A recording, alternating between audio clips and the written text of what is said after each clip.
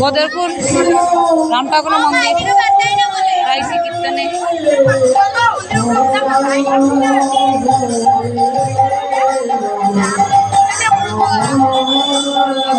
কীর্তন চলে মানুষ কিরকম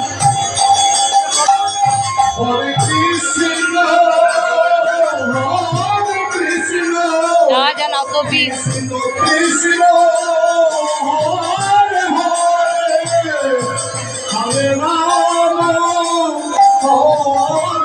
মন্দির এটা